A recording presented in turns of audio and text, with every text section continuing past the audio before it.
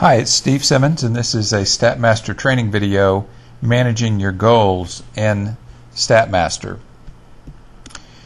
One of the really important things that a golfer needs to do, and you can hear the pros talk about it all the time when they're on TV doing interviews, is establishing goals and being able to, if for an effective improvement plan, you've got to be able to set your goals, make sure your goals are meaningful, and then be able to track your progress against those goals. And so one of the things we wanted to do in StatMaster was to give you the ability to set your goals and then be able to monitor your performance against those goals.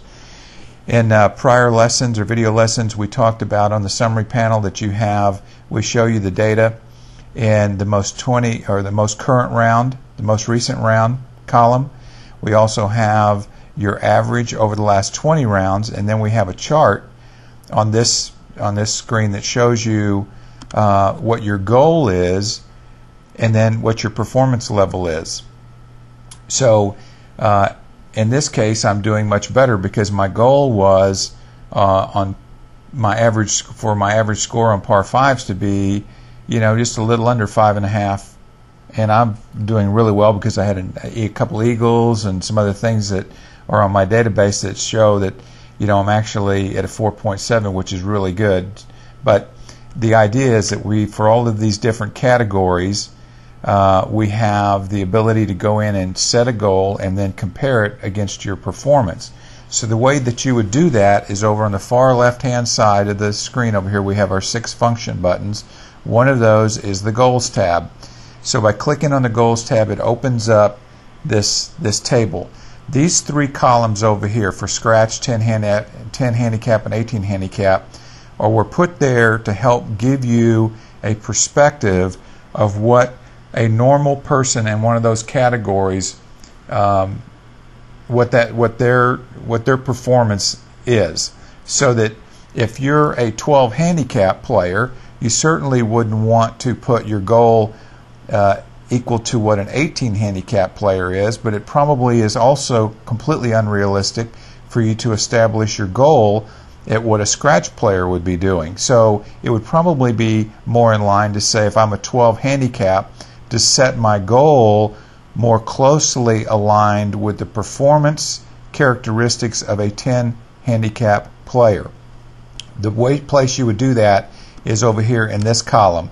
So if I wanted to set my goal, change my goal for an average score over the last 20 rounds to be 80, then that's the way I would do that. And then so what you want to do is one of your quick start tasks when you first start using StatMaster is to come into the product and set your goals for all of these different categories here.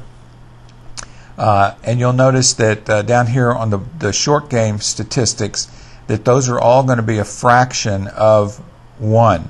So if you put 1 instead of sans save conversions at 0.2, if you put 1, that would equate to 100%.